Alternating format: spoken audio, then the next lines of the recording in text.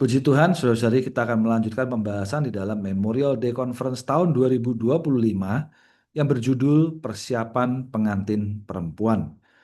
Mari kita lanjutkan di dalam pengkajian berita yang kedua yang berjudul Pembangunan Pengantin Perempuan. Kita dapat melihat judul dan ayat penting di dalam berita ini. Ada dua hal yang perlu kita lihat. Yang pertama adalah lambang pembangunan Allah Tritunggal dan penggenapan dan perampungannya. Di dalam lambang pembangunan Allah Tritunggal, ke dalam Kejadian pasal 2 ayat 22 mengatakan, dan Yehova Allah membangun tulang rusuk yang diambil dari manusia itu menjadi seorang perempuan, lalu membawanya kepada manusia itu. Dari ayat ini kita dapat melihat bahwa seorang perempuan dibangun oleh Yehova Allah melalui tulang rusuk yang diambil dari manusia itu. Ya, manusia itu tidak lain adalah Adam. Puji Tuhan, ini adalah lambang pembangunan Allah Tritunggal. Dan kita akan melihat penggenapan dan perampungannya di dalam Wahyu pasal 19 ayat 7.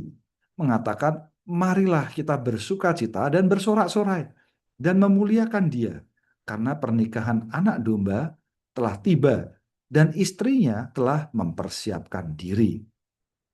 Dan di dalam Wahyu pasal 21 ayat 2 mengatakan, aku pun melihat kota kudus itu, Yerusalem baru, turun dari langit, dari Allah, yang telah siap sedia, sama seperti pengantin perempuan yang berdandan untuk menanti suaminya. Saudara-saudari, kita dapat melihat di dalam Wahyu pasal 19 ayat 7 dikatakan, dan istrinya telah mempersiapkan diri. Kata telah berarti bahwa ada proses yang telah genap, telah rampung.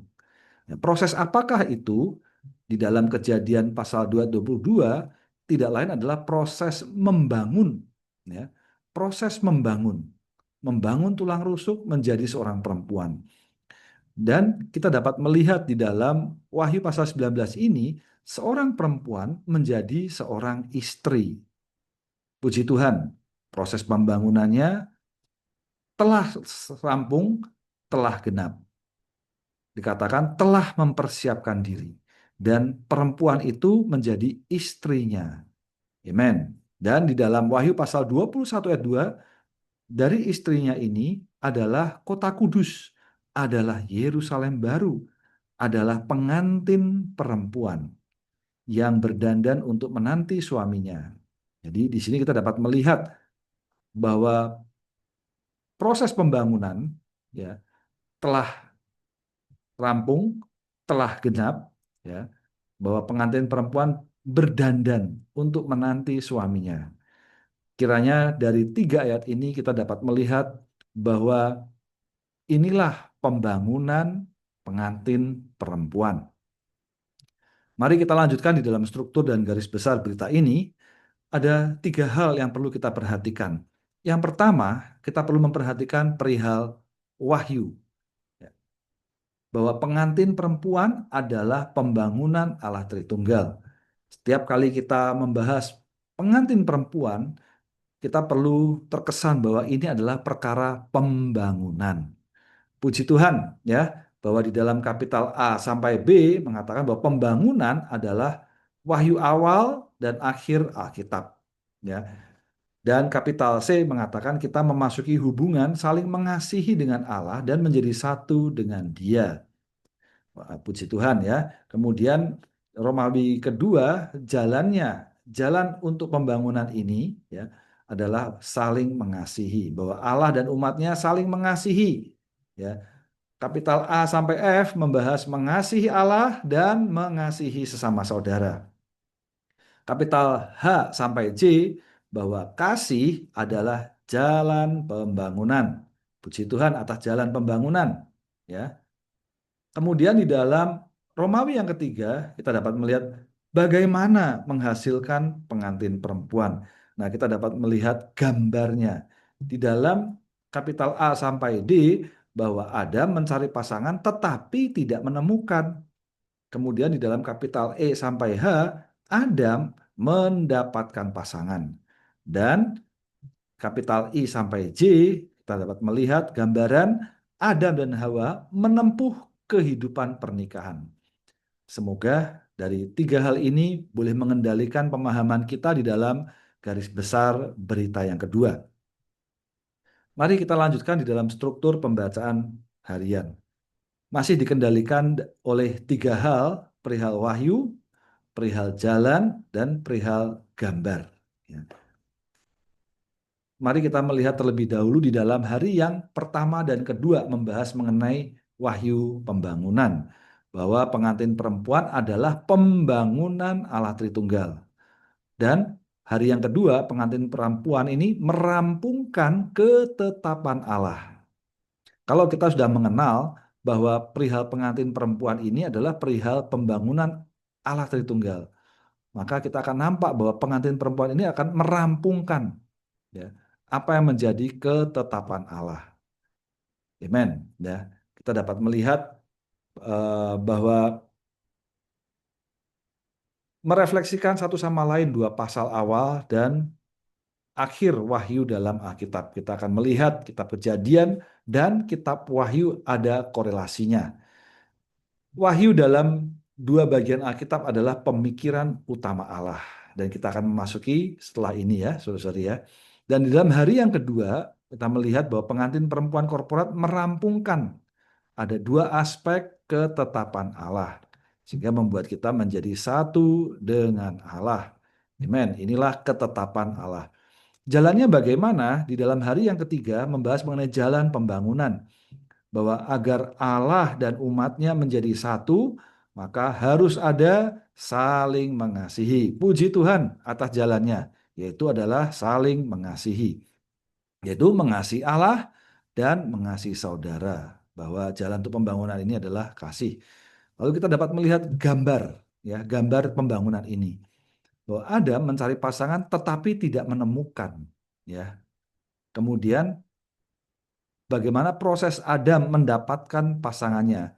Inilah proses Kristus menghasilkan gereja. Puji Tuhan, ya. Akhirnya Adam mendapatkan pasangan. Demikian pula Kristus mendapatkan gereja. Dan di dalam hari yang keenam mengenai membangun dengan tulang rusuk Adam menjadi seorang perempuan. Nah, dengan tulang rusuk membangun perempuan. Dan Adam dan Hawa menempuh kehidupan pernikahan. Puji Tuhan. Amin. Mari kita melihat di dalam Romawi yang pertama atau pembahasan di dalam hari yang pertama. Romawi yang pertama mengatakan pembangunan Allah adalah hal yang utama dalam seluruh Alkitab. Pengantin perempuan Kristus adalah pembangunan Allah Tritunggal. Yehova Allah membangun tulang rusuk yang diambil dari manusia itu menjadi seorang perempuan, lalu membawanya kepada manusia itu. Ya, ini ada di dalam garis besarnya ya, saudari ya. Tadi yang saya bacakan itu adalah dari garis besarnya, garis besar Romawi yang pertama. Ini juga adalah pembahasan di dalam hari yang pertama ya, bahwa awal dan akhir wahyu Alkitab merefleksikan, ya, saling merefleksikan satu sama lainnya. Ada empat hal. Ya, yang pertama bahwa dua pasal kitab Kejadian itu adalah cetak biru. Ya, kita akan melihat setelah ini ya, saudari ya. Kemudian dua pasal dari kitab Wahyu adalah gambar pembangunan yang telah rampung. Amin ya. Ada proses yang telah rampung. Dan di dalam kitab Kejadian ada satu taman yang adalah Taman Eden. Dan kita dapat melihat ada satu kota, yang kota itu adalah Yerusalem baru. Amen. Ya. Kita juga dapat melihat di dalam Kejadian pasal 29 ada pohon hayat di tengah-tengah taman itu. Dan perampungannya, penggenapannya di dalam Wahyu pasal 22, di sebelah sini dan di sebelah sana sungai itu ada pohon hayat. Puji Tuhan, ada pohon hayat di awal dan ada pohon hayat dalam akhir Alkitab, yaitu kitab Wahyu. Dan juga ada sungai mengalir di dalam Kejadian pasal 2.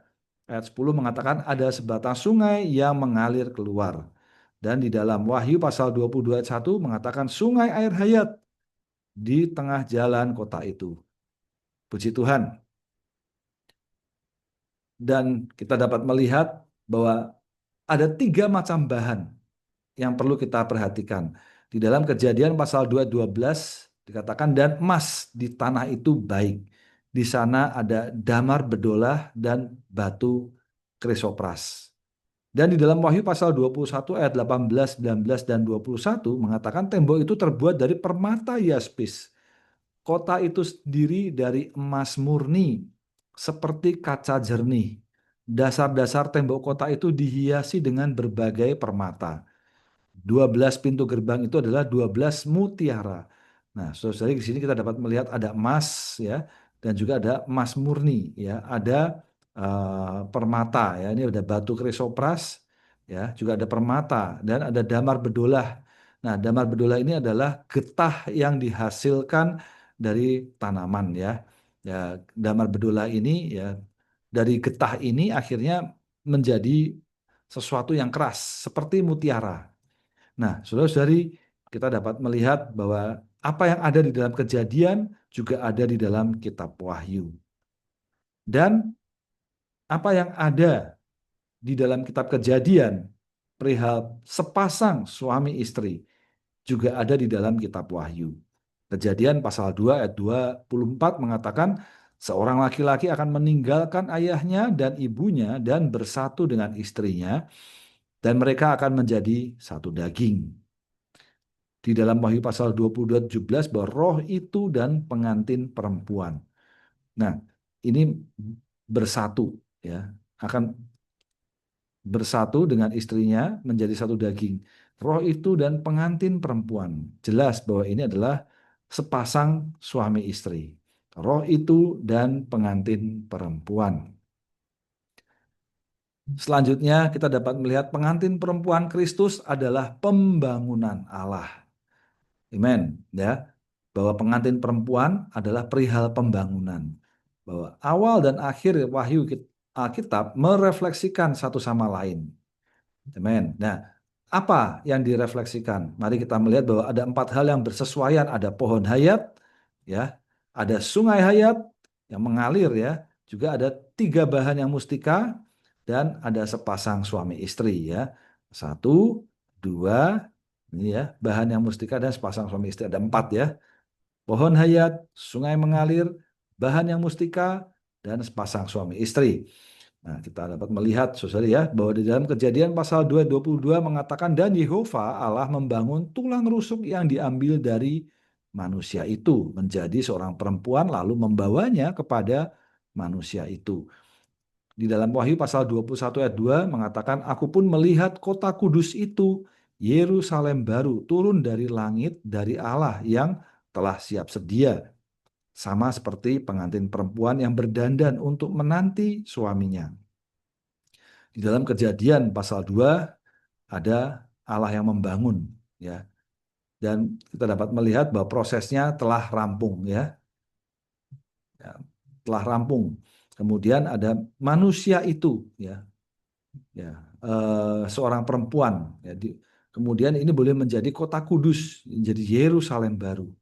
Maka kita dapat melihat ada satu taman, dari Taman Eden, satu kota, kota Yerusalem baru ya.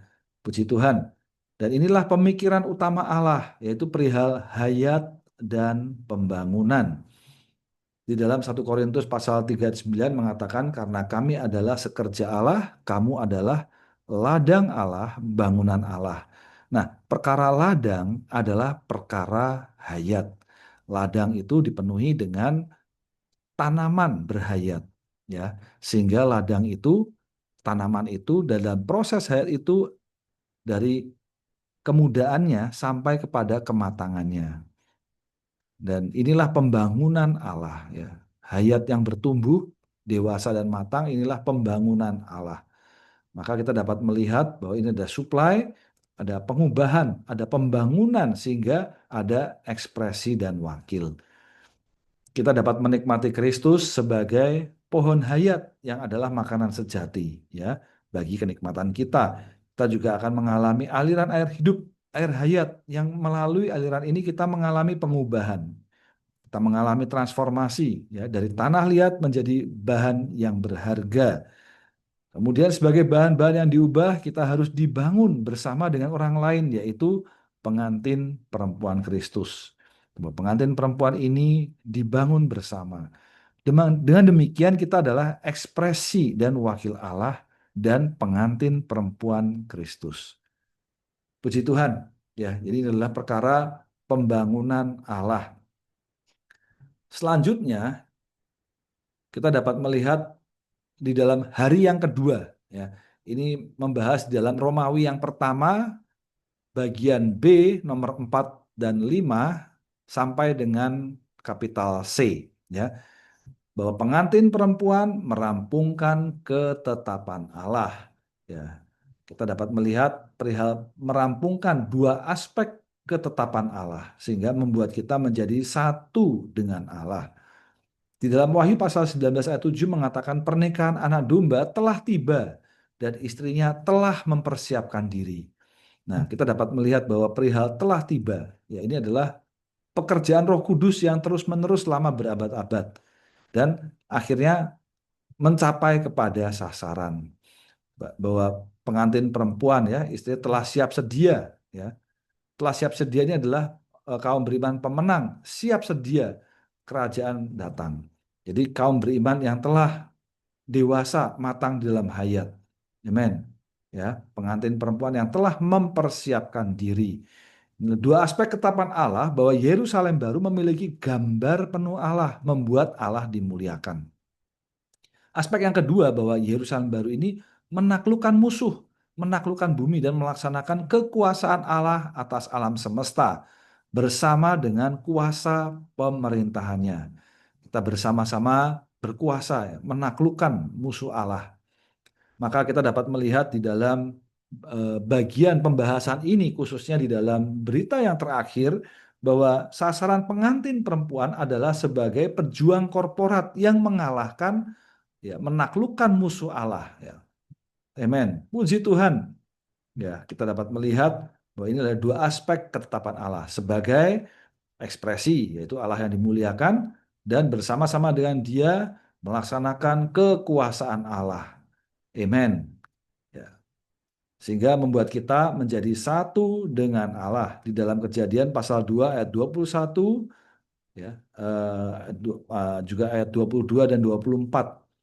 Dikatakan, maka Yehova Allah membuat manusia itu tidur nyenyak, lalu ia tidur, dan dia mengambil satu dari tulang rusuknya, lalu menutup daging itu di tempat asal. Dan Yehova Allah membangun tulang rusuk yang diambil dari manusia itu menjadi seorang perempuan, lalu membawanya kepada manusia itu. Karena itu seorang laki-laki akan meninggalkan ayahnya dan ibunya dan bersatu dengan istrinya, dan mereka akan menjadi satu daging. Ya, kita dapat melihat saudara ya bahwa laki-laki meninggalkan ayahnya ya bersatu dengan istrinya. Khususnya di dalam bagian ini kita dapat melihat bahwa inilah satu dengan istrinya.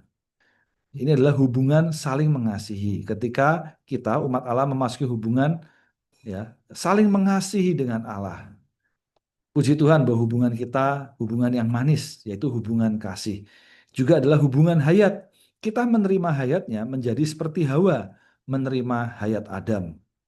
Puji Tuhan ya, bahwa melalui dia mengambil dari tulang rusuknya dan menutup daging tempat asal, maka jadilah Hawa, atau Hawa dibangun melalui tulang rusuk dari manusia itu yang adalah Adam. Maka dengan demikian, amen, perempuan boleh dikata berasal dari laki-laki sehingga memiliki hubungan hayat. Sehingga hasilnya menjadi satu. Hayat ini membuat kita menjadi satu dengan Allah, Dia pun menjadi satu dengan kita. Amen. Ya, kita dapat melihat bahwa ada hal saling mengasihi, ada hal hayat sehingga menjadi satu. Maka esanya, satunya kita dengan Allah adalah hubungan hayat. Tidak hanya sekedar hayat, tetapi di sana ada hubungan saling mengasihi. Puji Tuhan. Amin. Kiranya kita sepenuhnya ya mengalami penggenapan perampungan dari ketetapan Allah ini. Dan kita akan memasuki di dalam Romawi yang kedua dalam garis besar kita. Di dalam Romawi yang kedua garis besar dikatakan bahwa agar Allah dan umatnya menjadi satu, harus ada saling mengasihi di antara dua pihak. Kasih antara Allah dan umatnya disingkapkan dalam Alkitab. Yang utama adalah kasih sayang antara laki-laki dan perempuan. Nah, saudara-saudari, Romawi yang kedua ini juga adalah pembahasan di dalam hari yang ketiga di dalam pembacaan harian kita. Bahwa perihal agar Allah menjadi satu dengan manusia harus ada saling mengasihi. Puji Tuhan, saudari ya, perihal mengasihi. Bahwa mengasihi Allah dan mengasihi saudara. Ya, bahwa Allah kita adalah Allah kasih, maka hari ini di dalam kita juga dapat memiliki kasih. Karena kita memiliki hayat Allah dan diri Allah, hayat Allah adalah hayat kasih.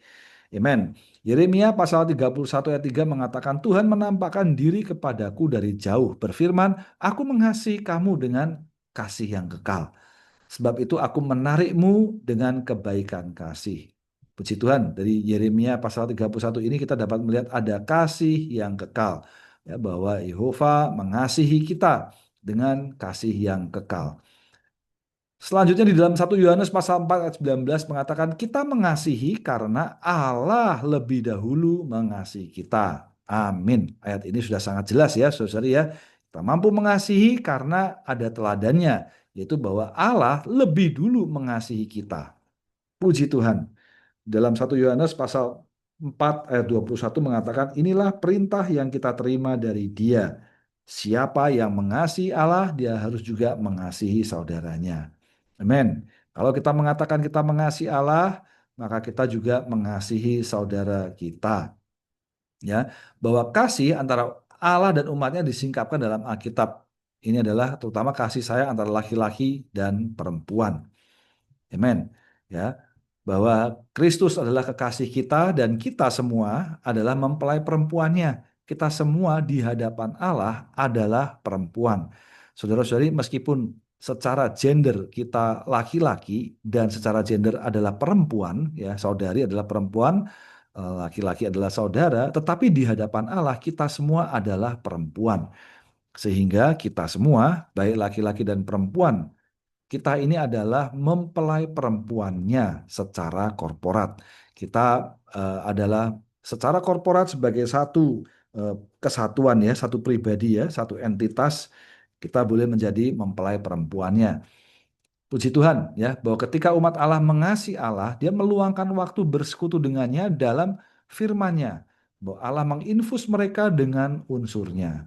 Amen. Ya, bahwa Allah terlebih dulu mengasihi kita, menginfus kasih-Nya ke dalam kita, membuat kita dapat mengasihi Allah dengan kasih ini dan mengasihi saudara. Maka saudara kita dapat melihat bahwa perihal kasih ini, bahwa Allah yang mengasihi kita, dan kita perlu menyediakan waktu, meluangkan waktu. Kita perlu bersekutu di dalam firman-Nya. Puji Tuhan atas firman Allah. Kita mengasihi Allah, kita mengasihi firman-Nya. Bahwa kasih adalah jalan bagi pembangunan. 1 Korintus 12 ayat 31 mengatakan, tetapi hendaklah kamu mendambakan karunia yang lebih besar. Selain itu, aku menunjukkan kepada kamu jalan yang terunggul. Nah, apa jalan yang terunggul ini? Tidak lain adalah kasih, ya. Efesus pasal 4 16 mengatakan membuat tubuh bertumbuh sampai membangun dirinya sendiri dalam kasih. Maka saudari kita perlu memiliki roh kasih yang berkobar. Kita mengasihi saudara, ya kita menyuplaikan hayat kepada mereka. Ya, kita boleh bersikap baik satu sama lain, berbelas kasih dan saling mengampuni. Ini adalah jalan untuk membangun tubuh Kristus, bahwa kasih adalah jalan yang terunggul. Jadi untuk pembangunan ini kita sungguh jalannya adalah mengasihi Allah dan mengasihi saudara-saudara kita. Puji Tuhan kita dapat saling mengasihi. Amen. Selanjutnya di dalam pembahasan hari yang keempat, ya, bahwa Adam mencari pasangan tetapi tidak menemukan. Adam mencari pasangan, tetapi Adam tidak menemukan, ya, tidak menemukan pasangannya. Kejadian 2 ayat 18 mengatakan, Yehova Allah berfirman, tidak baik bagi manusia itu seorang diri saja.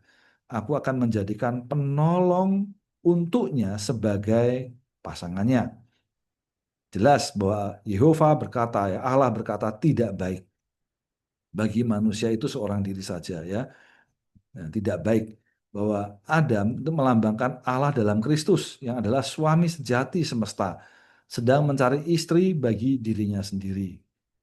Si Tuhan, ya, bahwa dia memerlukan pasangannya, menjadikan seorang penolong untuk menjadi pasangannya, ya, sebagai pasangannya. Nah, pasangan atau pelengkapnya ya tentu yang sepadan dengan dia.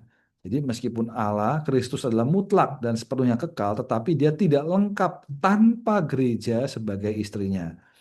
Maka saudara-saudari, konsep ini mohon Tuhan menyoroti kita bahwa hari ini, amen, Kristus tanpa gereja tidaklah lengkap. Betapa kerinduan, kedambaan hati Allah adalah untuk mendapatkan pasangannya. Dan pasangannya adalah gereja sebagai istrinya. Puji Tuhan. Ya, dengan demikian kita dapat melihat bahwa gereja ternyata sepadan dengan dia. Kenapa gereja bisa sepadan? Karena gereja dibangun dari hayat Allah. Sebagaimana Hawa dibangun dari tulang rusuk Adam, dari bagian miliknya Adam. Maka saudara-saudari, Hawa bisa sepadan dengan Adam karena ada sesuatu dari Adam yang dibangunkan, ya, dibangun menghasilkan Hawa. Demikian pula gereja. Hari ini gereja memiliki hayat Allah. Gereja dibangun dengan hayat Allah. Itulah sebabnya gereja, amen, sepadan dengan Dia. Namun di sini kita dapat melihat bahwa ternyata Adam, amen, ya, tidak menemukan pasangannya. Kita akan melihat setelah ini, ya, bahwa Adam tidak menemukan pasangannya. Ya. Kejadian pasal 2 19-20 mengatakan, dan dari tanah Yehova Allah telah membentuk segala binatang di padang dan segala burung di udara, dan dia membawa semuanya itu untuk melihat apa yang akan dinamakannya. Bagaimana dia menamainya, apa yang dinamakan oleh manusia itu kepada tiap-tiap makhluk hidup, itulah namanya. Manusia itu memberi nama kepada segala ternak, kepada burung di udara, dan kepada segala binatang di padang. Tetapi bagi Adam tidak ditemukan seorang penolong untuk menjadi pasangannya. Ya, kita mengatakan tidak ditemukan seorang penolong untuk menjadi pasangannya. Ya, bahwa Adam tidak menemukan pelengkap bagi dirinya sendiri atas binatang ternak, burung di udara, binatang di padang, ya, yaitu pasangan yang dapat sepadan dengannya. Maka kita dapat melihat bahwa istri, ya, pasangannya istri harus sama dengan suami dalam hayat, sifat, dan ekspresi. Puji Tuhan atas perkara ini, ya. Kemudian kita dapat melihat di dalam hari yang kelima. Ini membahas di dalam Romawi yang ketiga, kapital E sampai F. Ya, bagaimana proses Adam mendapatkan istri. Bahwa Allah harus menjadi manusia dan mati di atas salib. Dan kematian yang melepaskan dan menyalurkan hayat untuk menghasilkan gereja. Tadi jelas kita melihat bahwa Allah merindukan pasangan yang sepadan dengan dia. Bisa sepadan karena memiliki hayat, sifat, ekspresi yang sama. Nah, bagaimana bisa memiliki hayat, sifat, ekspresi yang sama? Maka Allah sendiri harus menjadi manusia. Dia mati di atas salib bagi kita, ya. Melalui kematiannya itu adalah kematian yang melepaskan, menyalurkan hayat sehingga menghasilkan gereja, ya. Mari kita lihat terlebih dahulu di dalam Kejadian pasal 2 ayat 21 dikatakan, maka Yehova Allah membuat manusia itu tidur nyenyak. Lalu dia tidur dan dia mengambil satu dari tulang rusuknya.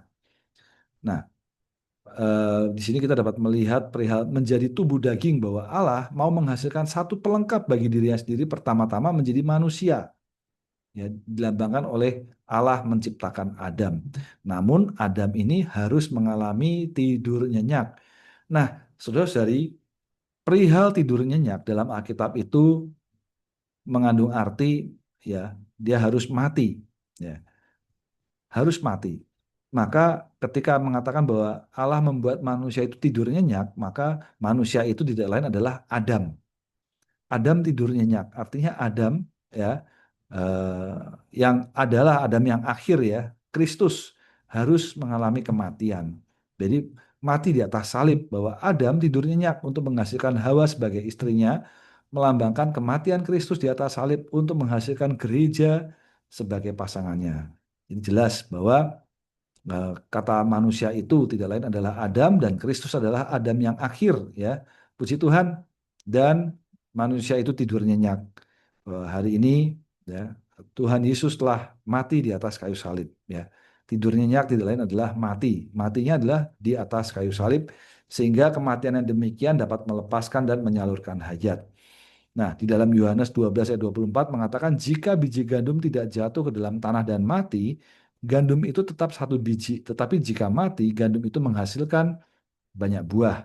Dan di dalam 1 Korintus pasal 10 ayat 17 mengatakan, karena roti adalah satu, meskipun kita banyak adalah satu tubuh.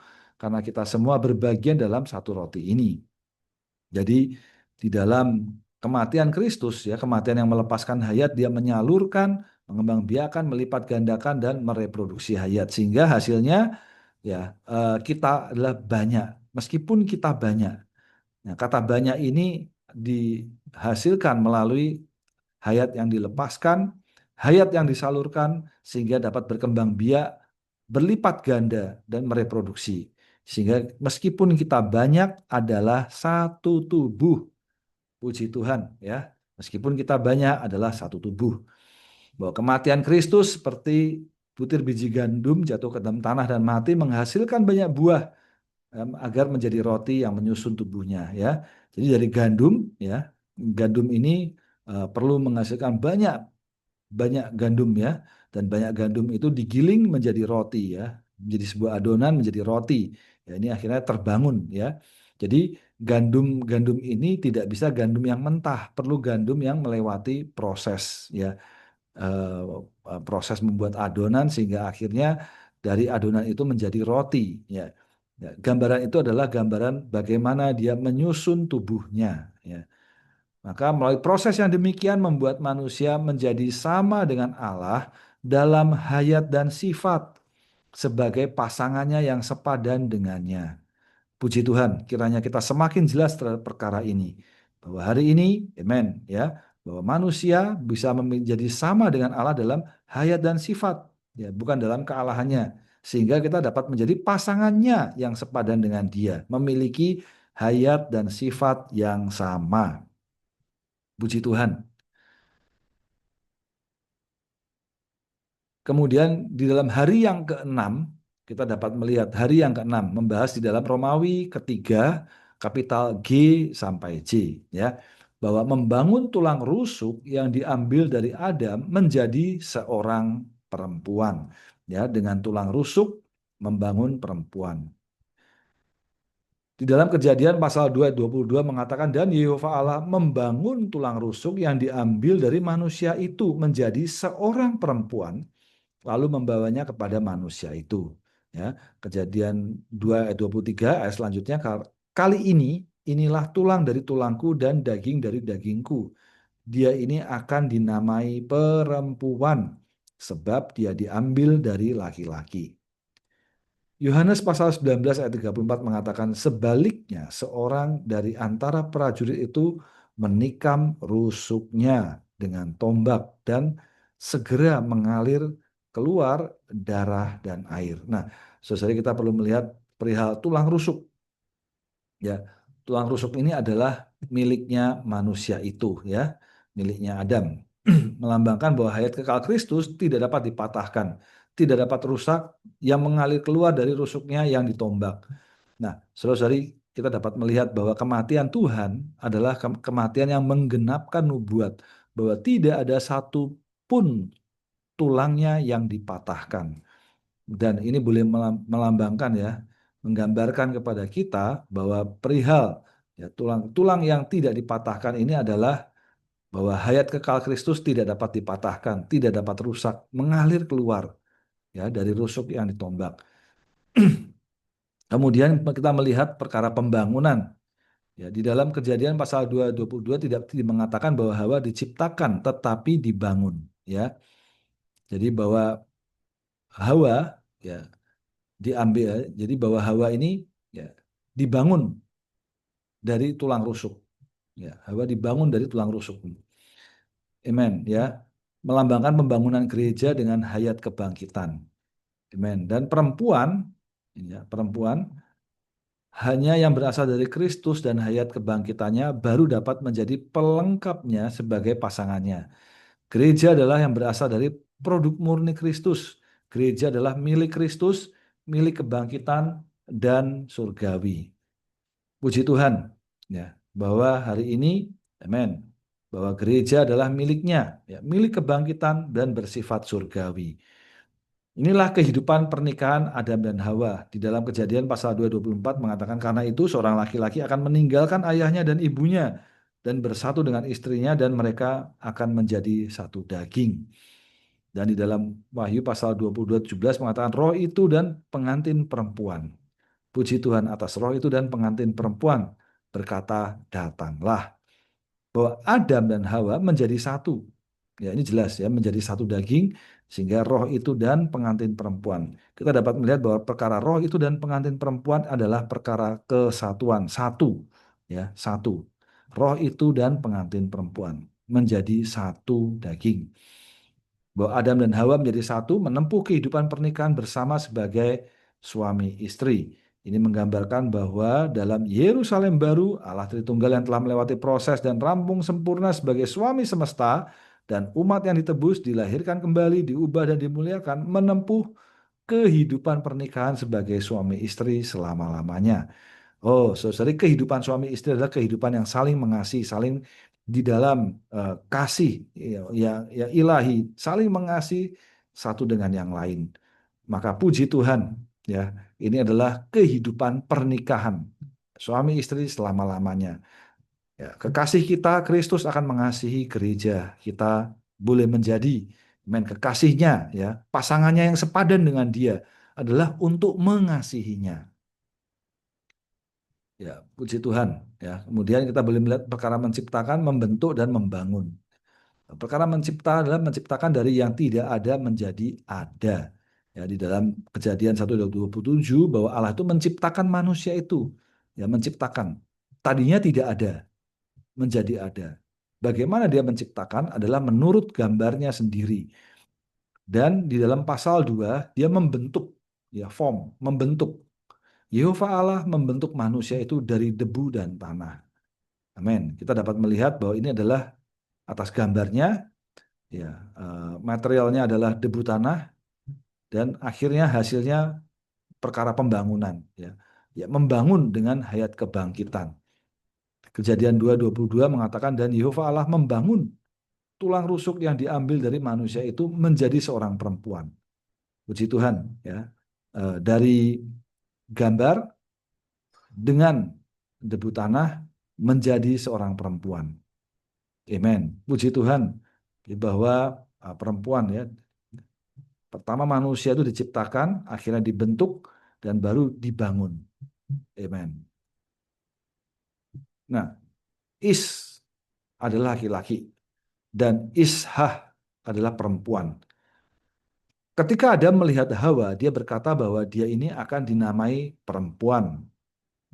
Kejadian pasal 2:23. Dalam bahasa Ibrani perempuan adalah Ishah, sedangkan laki-laki adalah Is.